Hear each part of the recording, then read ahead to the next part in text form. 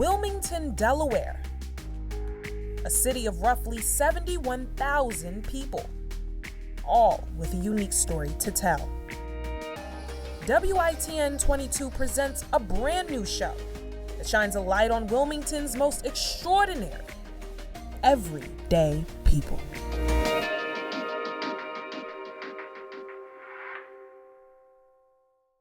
Hello, everyone, and welcome back to Everyday People.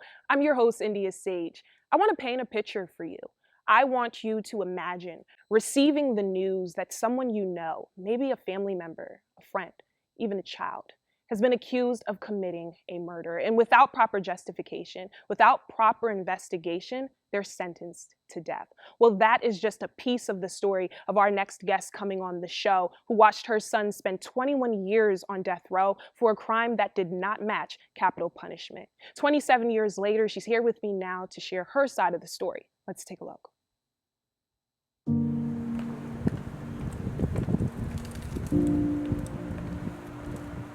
This is the home that my brother bought for my family and me when we left Maryland, kind of on the run from a marriage that wasn't working.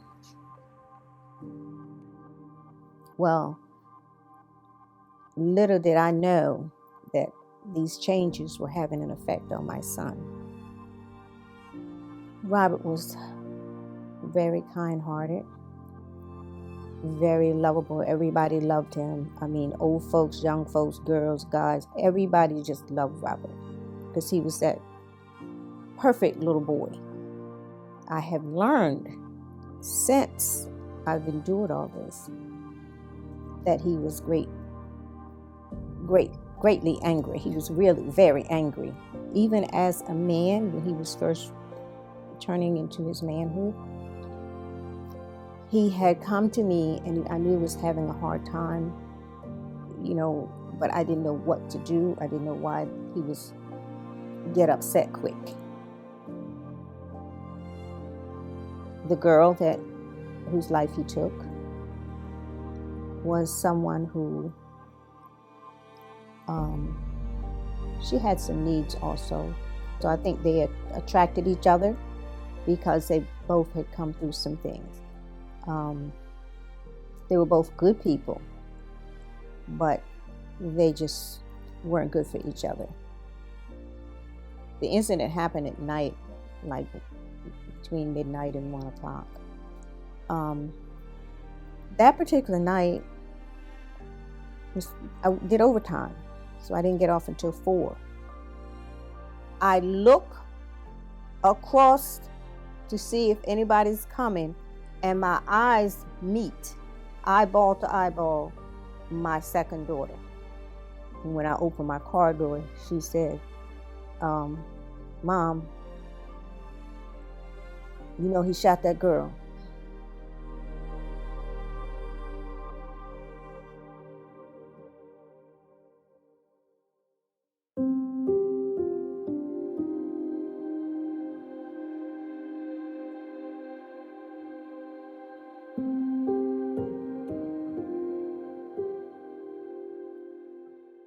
Officers had come to my job and talked to me and said that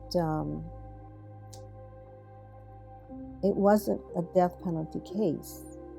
None of the lawyers had a lot of experience with death penalty cases when my son's case came up because they hadn't been using it that much. And they only had to get that one juror to say, don't do it. And the most they were going to have to worry about was a life sentence. But in this case, here they have this new law, and they were telling the judge, we pay you enough money to do what we want you to do. So he ended up overriding, with a judge override. His case was the judge actually overruled the 10-2 jury and made the decision for death.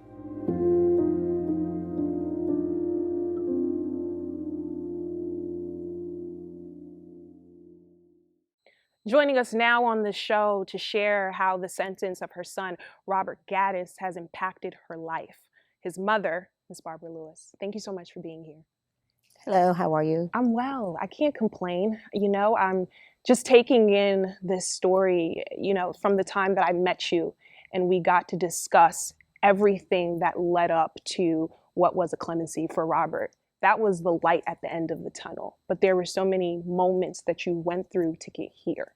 And a lot of people may look at this episode, maybe even look at us sideways and say, well, why are you discussing this? He committed a crime. He should take the punishment for that crime. But you fought for his life. You knew that this crime did not match the criteria for this punishment. Why was it so important for you to fight for his life? I fought for his life because it wasn't just his life. I was fighting for the life of the young people who I knew had missed something. I thought when I was going through my crisis with my divorce and leaving home with a family, that the truth of every problem would lie with a minister or the judge, because these are the two highest people you can talk to. I found out that that's not the truth. Right. We are all accountable for our lives ourselves, but we all are accountable for getting answers. Sure. I just needed answers. So I started on my own walk of just asking questions and being in meetings where I maybe would not have been otherwise.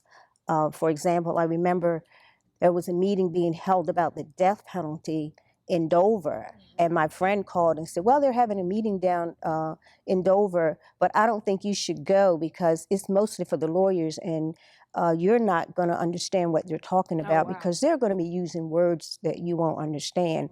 And I thought, well, and they're charging $75, and I thought, well, I got $75, so I'm going. And if I don't understand what they say, I'm going to write it down and look it up when I come home. So I showed up at that meeting, and the strangest thing happened. What was that? While the judges and lawyers were having their conversation, they read every name in the book, because somebody slipped me a book. One of the attorneys slipped me a book and said, you can have this one, it's mine, but you can have it. So I could follow along with the protocol of everything in the book.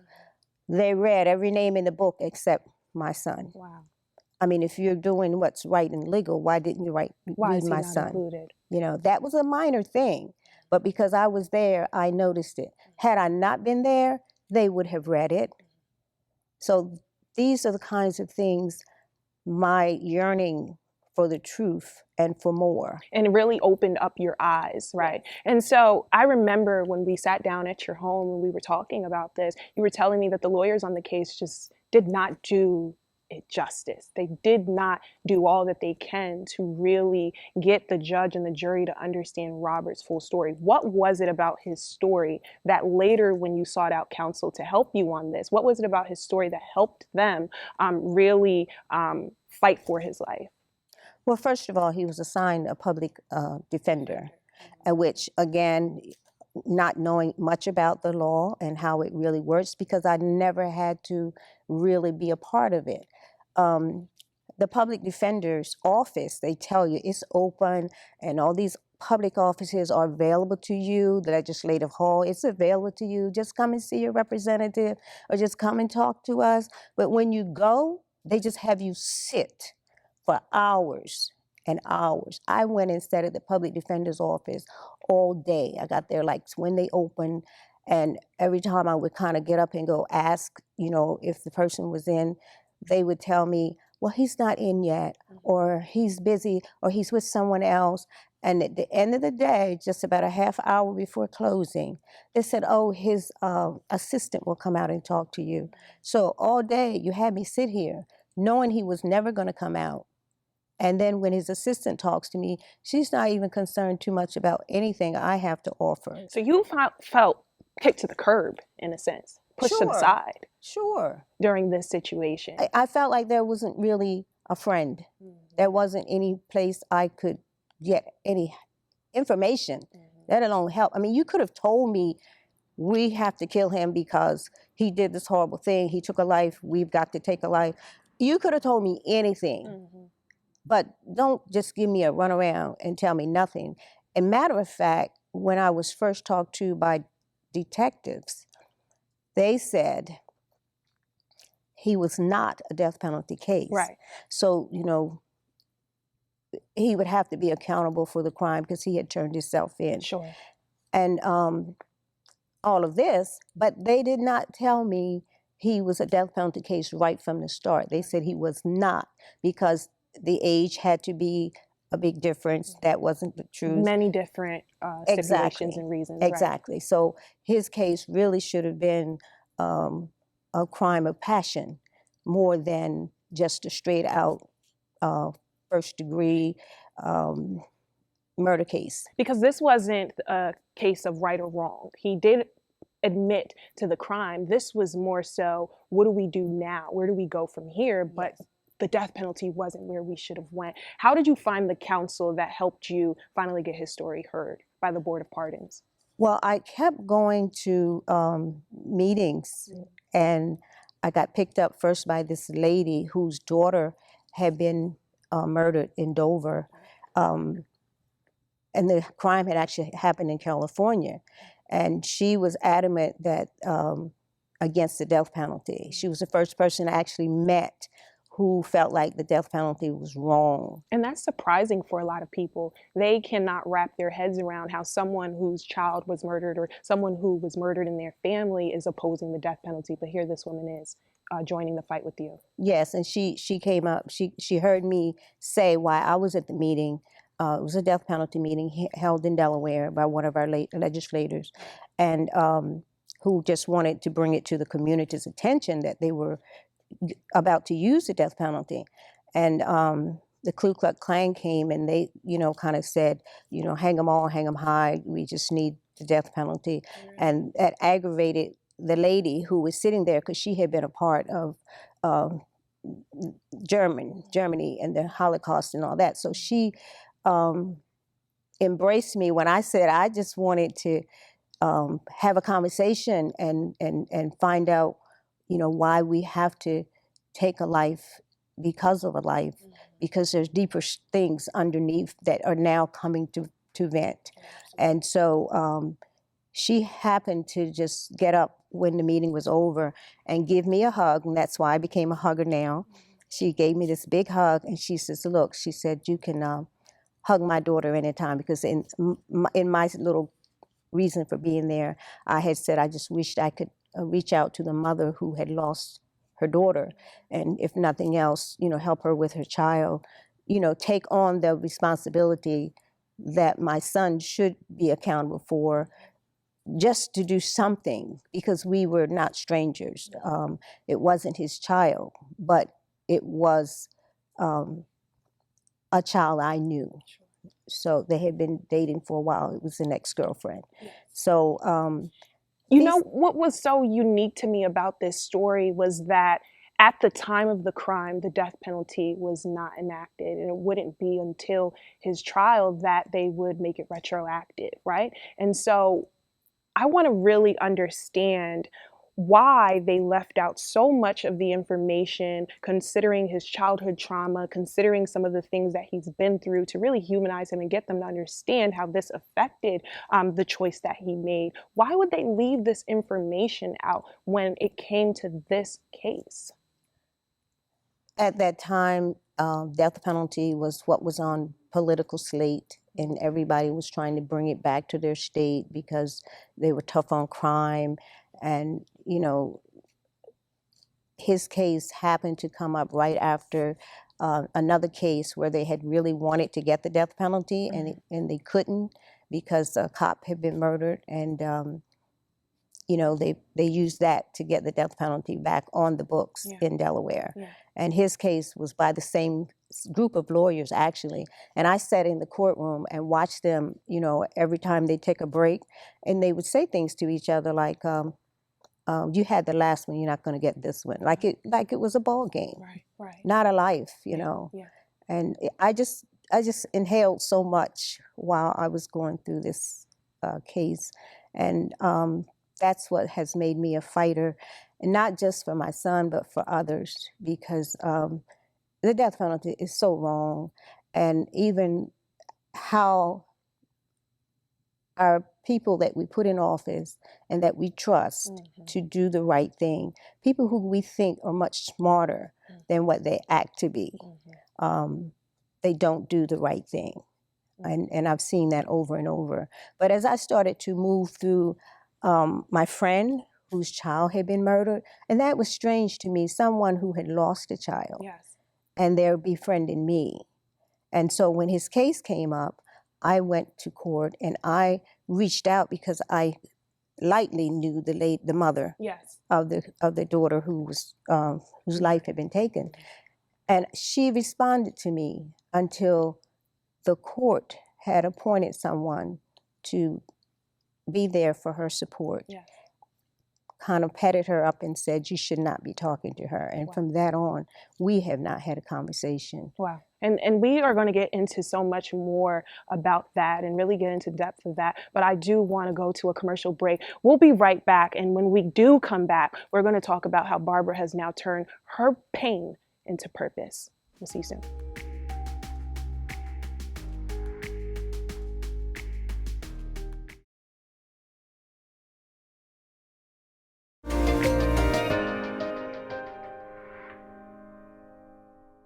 Welcome back.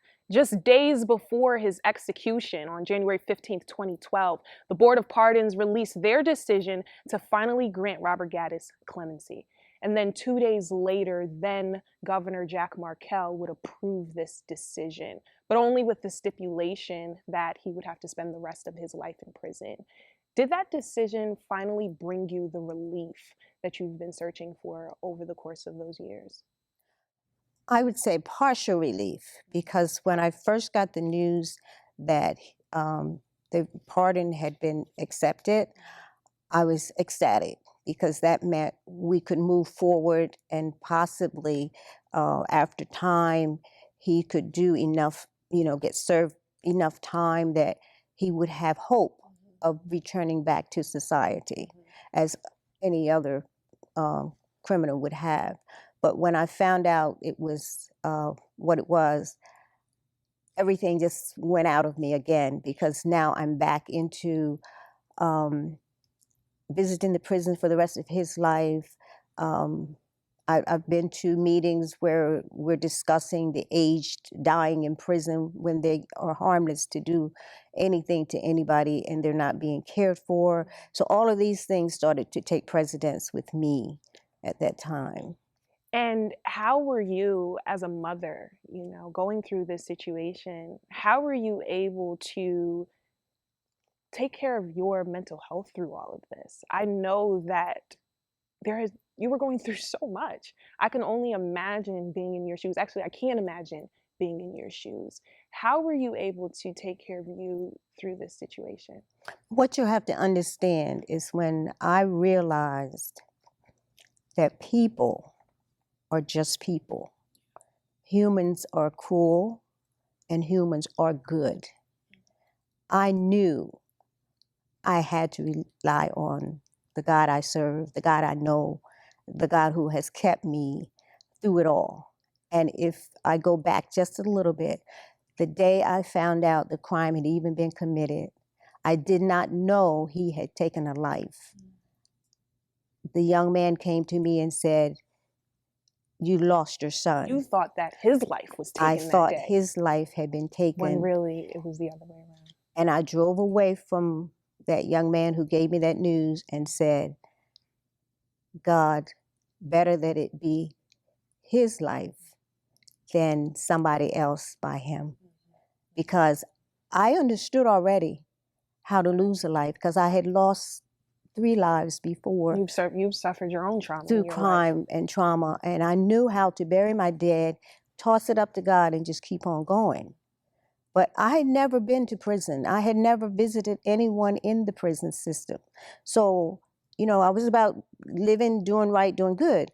So now it's trust upon me in the highest of level, and I have to learn how to do it. Yes. So I called on God, and he started to put people in my life, the lady who came into my life to show me.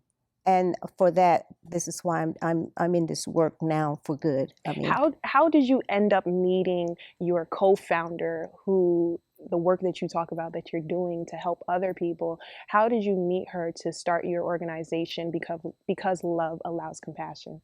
in the newspaper, the day I saw her protesting by herself with her daughter, her granddaughter, the daughter who had been murdered.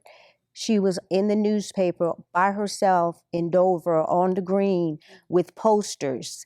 And I saw this picture and I'm like, oh my goodness, there's only one person in all of Delaware that doesn't want my son to die. Not knowing I would meet her at this meeting. And she came to Wilmington to the death penalty meeting. What was the purpose of Because Love Allows Compassion? Why did you two decide that this was an organization you wanted to start? Because we were going to all the meetings, and we went to one that was being held by the group of people, because all kinds of little meetings were being formed at that time for people who were against the death penalty, and people who were for the death penalty. So the group that was against the death penalty became known as Delaware. I got to know them as Delaware Citizens Opposed to the Death Penalty, and they saw her and I together share our stories, and they thought, well, we need to send you to meet some more people. So they sent us to the National Coalition to Abolish the Death Penalty. Then they sent us to Murder Victim Families for Reconciliation. And those two groups, had it not been for those two groups, I dare not tell you, I would not be sitting here. How has that work that you've started impacted the community that's around you? Because Love Allows Compassion came about when we were on a plane, and we had been sharing our stories in Alaska. And I looked at her and she looked at me, and we kind of was thinking the same thing, so we said it.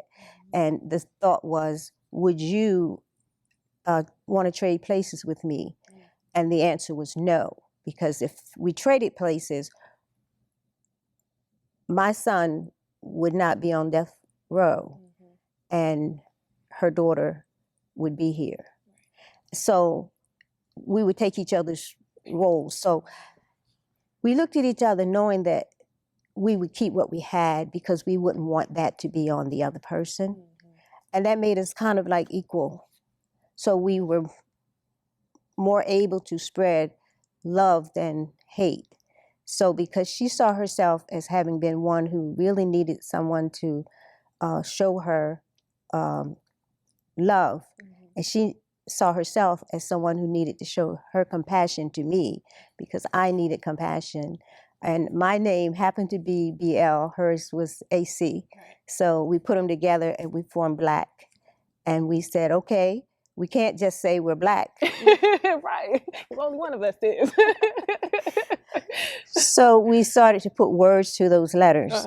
And I came up with Because Love, and she said Allows Compassion. And we kind of did it. It was meant to be. I feel like it's so ironic that that became the name, Because Love Allows Compassion, because it took compassion for the council that helped you through this situation. It took compassion for Governor Jack Markell to grant clemency. It took compassion for everyone in this situation to see that this man who's went through these traumatic life experiences, your son, who has went through a lot of different things that may have impaired his judgment as an adult, deserves a right sentence. He deserves a chance to get it right. And eventually he did. A mentor in the prison to other young men that were coming in, still being a father to his own children. It's amazing what compassion can do. What advice would you give to someone who was ever in your shoes to heal and to move forward in life? What's some advice that you would offer them? Don't stay in your gloom and doom. Don't stay in your own household. Find somebody else. Come on out, you know. And what I'm happiest about right now in this season is that our churches are kind of catching on. Yes. I belong to a group called IMAC, which is Interdenominational Ministers Association.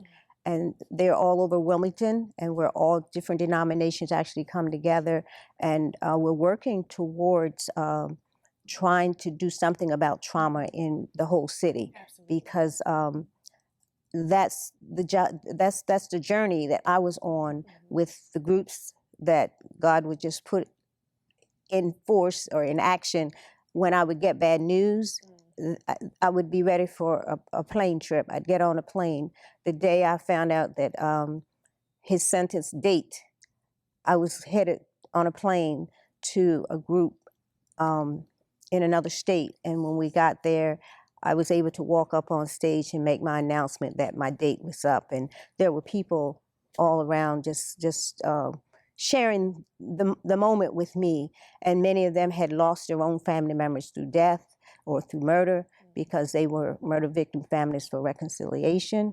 And all of that is what kept me. And, you know, I think it's the grace of God that made people like that have compassion. And we need to start teaching the bit that causes, first of all, the children to be angry. Right. That leads. They know that now. Right, right. That leads to the angry teenager, that leads to the couple who can't separate. That was my son and the friend. They didn't know how to let go of each other. And many parents are going through that. So we need to talk about the things that hurt, rather than to push them away and say, oh, that's just evil in the midst of us. Right. It's not just evil. Something caused it. It's so much more. And we're even discovering that trauma starts even in the womb. And these are things I've learned through being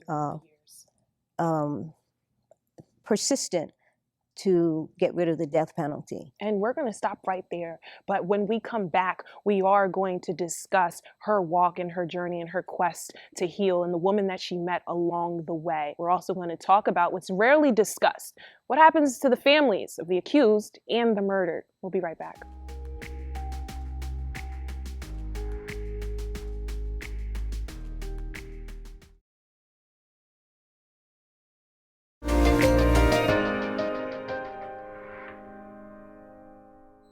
Welcome back. Joining us on the show now is Kristen Freilich, a friend of Barbara, whose brother was murdered in 1995 at the hand of his landlord. She's here now to discuss her experience. Please welcome Kristen. How are you? Thank you. I'm great. I'm happy to be here. I'm happy that you are here as well. I know Barbara's happy. I am. So how many years has it been since you've seen each other? We see each other fairly regularly. Okay. There are meetings and events, activities. Every now and then you bump into each other. Thank you again for being here to discuss your experience through a traumatic incident. When this incident happened, it was actually in Connecticut, and you were living in Philadelphia at the time. And then you came to Delaware and ended up joining an organization called Delaware Citizens Oppose the Death Penalty. Why would you do that? I had been at a conference in Boston, Murder Victims Families for Reconciliation, that Barbara mentioned earlier. And the people there told me when I went back to Delaware, I had to meet Barbara Lewis and Ann Coleman. So when I went back, I joined Delaware Citizens Opposed to the Death Penalty. And I learned about the work that Barbara and Ann had been doing. And the more I learned, the more it made sense to me, and I wanted to be a part of it. And once you decided to join, how were you a part of it? What were some of the things that you guys were doing in the community to really help people understand why the death penalty was something that we really should just take off the books? We would do educational events. The more you dig in, the more material there is that shows how the death penalty doesn't work. It doesn't provide more safety. It doesn't provide real accountability. It doesn't support victims' family members like they should be. So we would communicate with the public and with legislators, church groups, everything we could do, write articles. just to get more information so people could understand the complexity of the issue. Absolutely. And I remember reading as I was doing my research on this story and really getting to know Barbara and Robert's story, there was a petition that was put out. And this was the petition to help him be granted clemency. And you were one of the signatures on there, and you left a comment. And I don't know if you mind, but I'd like to share it because I thought that it was so profound. You said, "I'm the sister of a murder victim, and I oppose the death penalty. The death penalty harms victims' families by giving a false promise that an execution will heal our pain. It won't. Executions only create more violence, pain, and shattered lives." What was your mind state at the time when you wrote that? By then, I had experienced a variety of views from various victims' family members. Most victims of murder, their families aren't eligible for the death penalty. In my own case, the case of my brother's killer, the death penalty was pursued originally, but partway through the trial, it was dropped. So when we were promised, told the death penalty was the right thing to do, and because we didn't have any experience of murder prior to that, we trusted the people in charge. We didn't realize we had a say. And in fact, we were never asked whether we wanted the death penalty or not. Really? So it really is a false promise. The healing doesn't stop. The grief doesn't stop. The process continues no matter what the fate of the person who killed is. In this situation, when you were able to read over the petition and you were able to learn more about Robert's story, what was it that stuck out to you that you realized this isn't right? Crimes of passion should not be getting the death penalty. We need to look a lot deeper, as Barbara said, about people's history, the harm they've experienced, the trauma they've experienced. If we don't address the original harm and hurt, then we're doomed to keep passing it along and passing it along. And we wonder why violence keeps going. There was a study that Cornell did on racially motivated sentencing. Do you think in this instance, this was a racially motivated sentence? I don't know, but in that specific instance, but Delaware has a terrible record of racial bias in death sentencing. The Cornell study, one of the worst statistics is that Black people who kill white people are more than 6 times as likely to get a death sentence as Black people who kill Black people. So even though people say there's no racial bias, we do it right in Delaware, which Barbara and I have heard many times, the statistics show otherwise. And the bills that are being proposed right now to bring the death penalty back have not addressed that racial bias at all. So I fear that that's going to continue. It's almost like a hidden truth, right? And I do want to get, Barbara, I want to get your take on this. Do you personally, and this is your opinion, do you think that this case was racially motivated? I think it was racially motivated personally because the case before his case was 4 Black men came into the city of Wilmington and armed robbery, and 2 white men were killed. In that case, the lawyers who were in the case with my son, the lawyer in the public defense, and not the public defense, but the attorney on the Case. The prosecution. The prosecutors were, executioners were the same. So they were kind of like treating this case as if it was a continuance of the case before, where they got the death penalty back when someone stood up in Legislative Hall and simply said, and he had the 2 victims from the white victims in the audience, and he simply said, what are we going to do for these women who've lost their husbands? Well, I don't think they would have done that if it had been me. And, you know, the crime had occurred against me, Sure. that they would have looked me up to have me seated to get a law changed on my behalf. It's only been in recent years that we have really heard the public outcry for criminal justice reform, that we have really heard people coming out and sharing their stories about how unjust situations like this have affected their lives. I mean, people as big as rapper Meek Mill in Philadelphia and the situation that he went through. And why do you think now we're finally able to address this hidden truth about the criminal justice system and how it affects communities of color? I think now marginalized people of all kinds are starting to speak up and join together. So it's getting a groundswell because people can relate to each other and understand where others are coming from. So now it feels like there's power behind that movement. And, you know, the evidence is supporting that. So it's not just, you know, people's personal experiences, it's the data behind that supports that we've been doing it wrong and we need to change. Do you feel like we're finally moving in a progressive direction, Barbara? Well, just to jump in here with that question, you brought back a memory with me sitting into one of my son's lawyers who was a step up from the district attorney.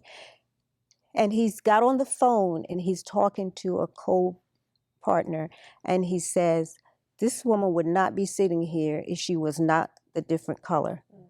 I mean, to hear him in my presence say that, I can't but believe that it was some concern there. Right, right. It's crazy. It's I crazy. mean, he's a lawyer himself, and he's saying to another lawyer, she would not be sitting here but because of her color. The color of her skin. That is just insane. Again, adding on to the amount of pain and trauma that you were going through in that situation. Kristen, in your instance, how did your story, how did your brother's murder, how did this death penalty case affect you and your family personally? It's something that changes your life completely. It really affects mental health. I suffered from depression for many years. It makes you doubt everything you thought you could trust. So it really makes you feel powerless. And it is a journey to find your power again. And that's one thing, you know, as Barbara and I have done this work, we want to transform pain into purpose, as you said earlier. That's part of the healing.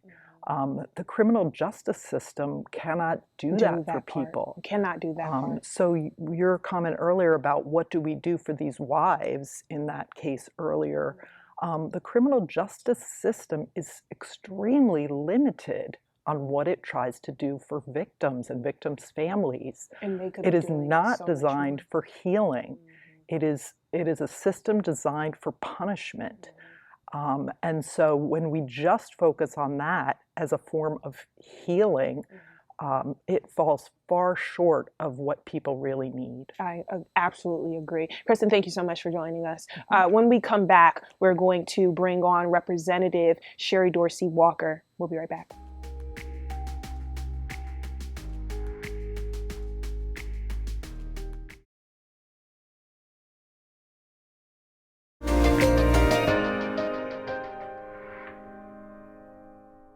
House of Representatives Sherry Dorsey Walker joins us now to share her political and personal experience with the death penalty. Welcome, Ms. Sherry. Thank you for having me. How are you? I'm doing well. It's good to see you. Likewise. You know, we're not unfamiliar with each other, Ms. Barbara. I actually met Ms. Sherry a few years ago when I was in college, and I was a criminal justice student at the time.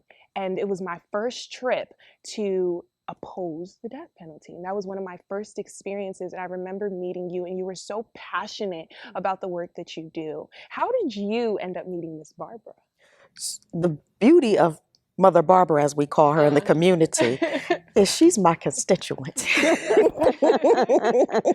Best representative I ever had, because she talks to you. She doesn't just come around and ask for your vote. Absolutely. And I felt that. I mean, there were so many students there, but when you were speaking to me, I felt like you were speaking to me. Sherry, share with me more about your personal experience with the death penalty. I know that in 1986, your cousin was murdered. How did that shape your perspective moving forward on capital punishment?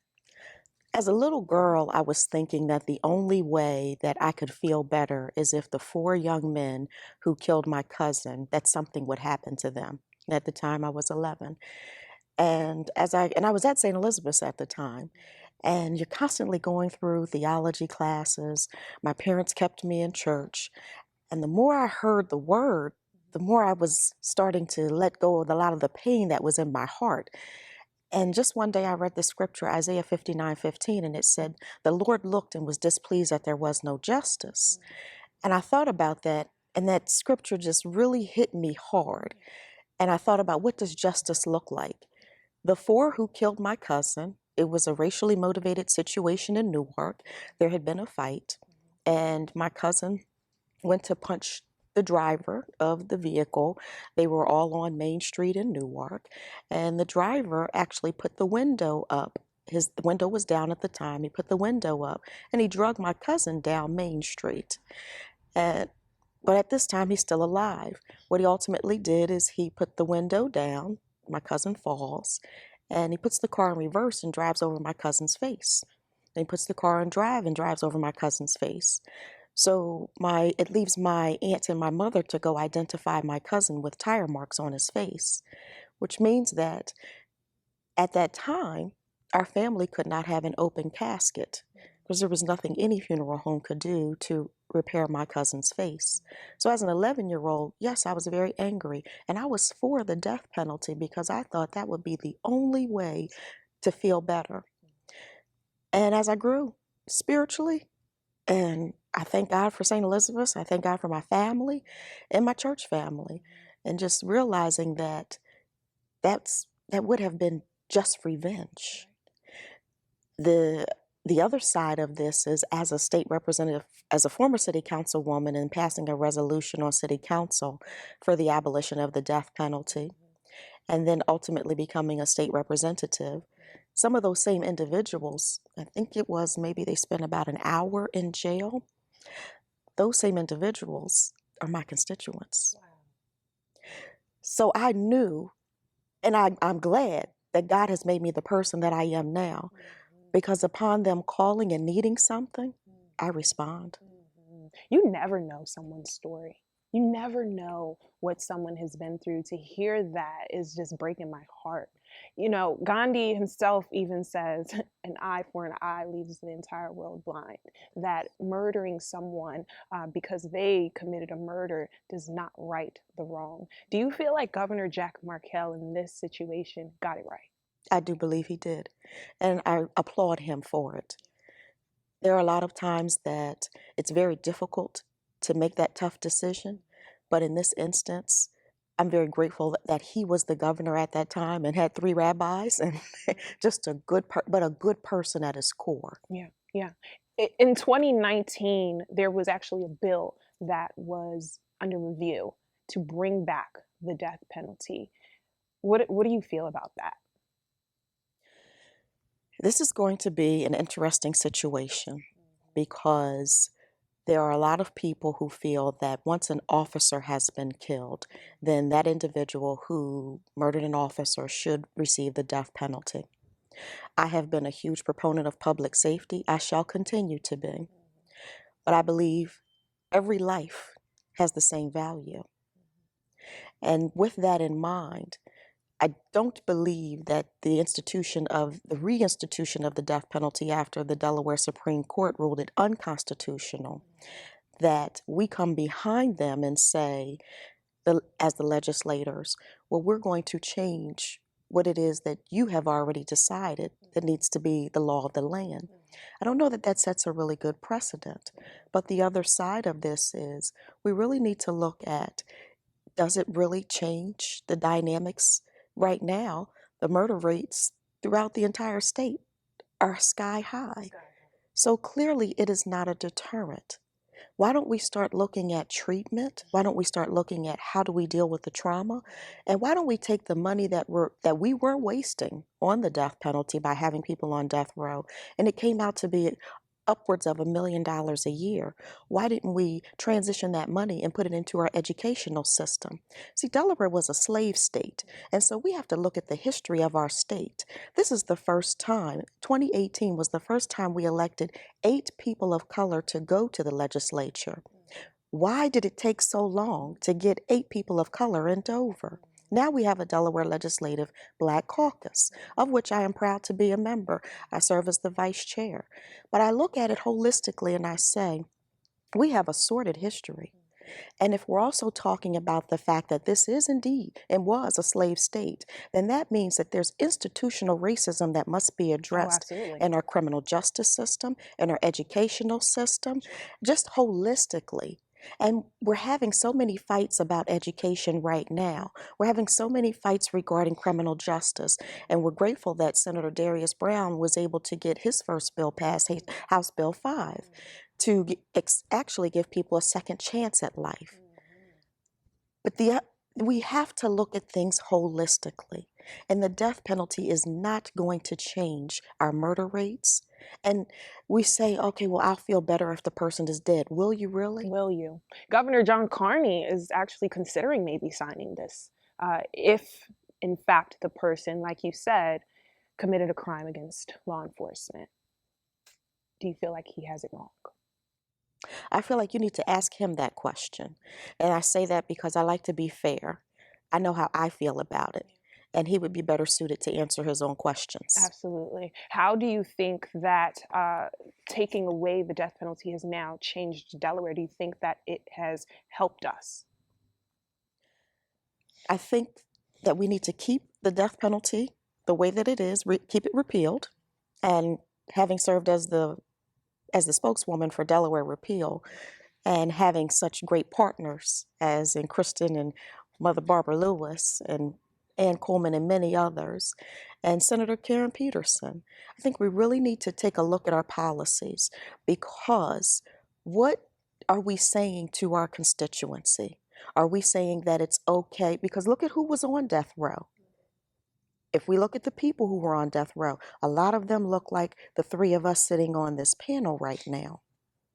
And when you look at the state of Delaware, as I stated earlier, we have a sordid history as it pertains to when someone of color commits a crime against a person who is not a person of color. It's such a travesty. Let's also look at the fact that how crack was viewed in our communities versus the opioid addiction. So when things affect a certain community in the state of Delaware, it becomes an epidemic. But when it affects another community, oh, well, that's their problem. So I see this death penalty as yet another policy set forth by individuals who are descendants of slave owners, who didn't want people who look like me in the legislature to speak truth to power. And it's obviously not helped communities, it's actually hurt them, from what I'm gathering from the both of you. Thank you so much for sitting down with us and talking about this very important issue. And thank you again, Ms. Barbara, for being so transparent and brave to share this. We'll be right back. We have a little bit more on the way.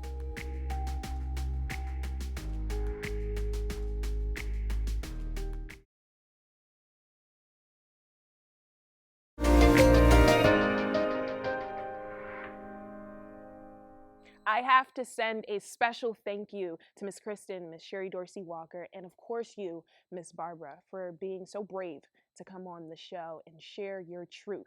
As they say, the truth will set you free.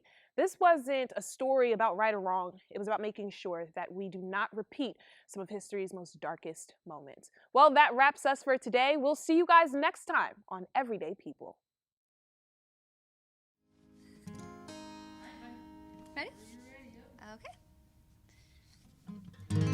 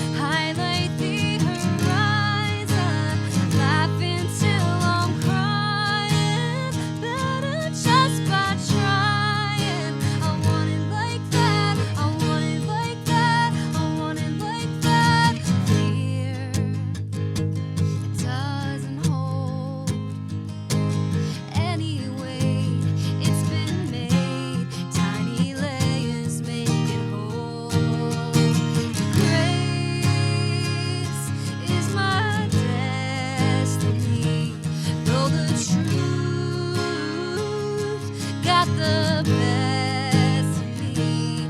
I'm gonna get that silver lining. It's miles long, but I will find it.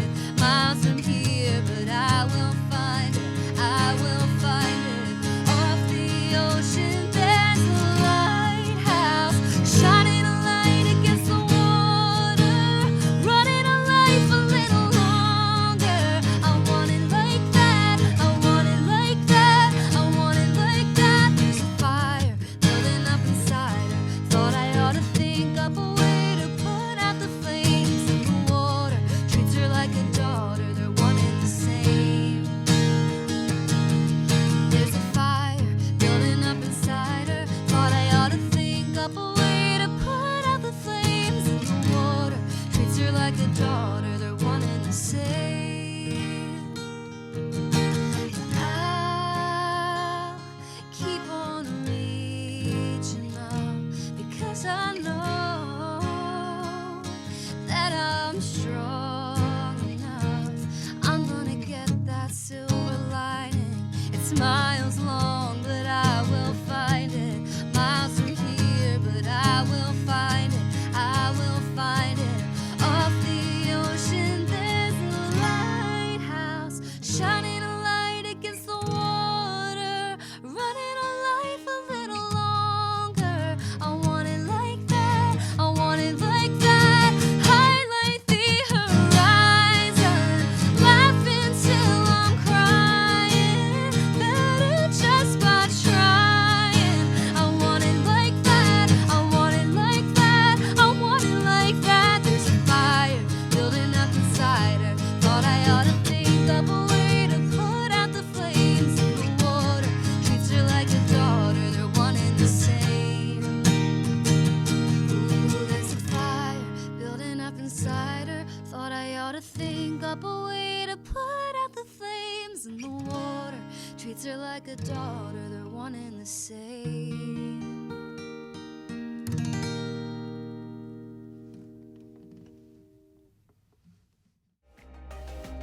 Do you have an extraordinary story to tell? We want to hear it. Please email us at bookings.everydaypeople@gmail.com. You could be our next featured guest on Everyday People. Everyday People is a production of WITN 22, filmed at the historic Grand Opera House. For more information about live shows at the Grand, please visit www.thegrandwilmington.org.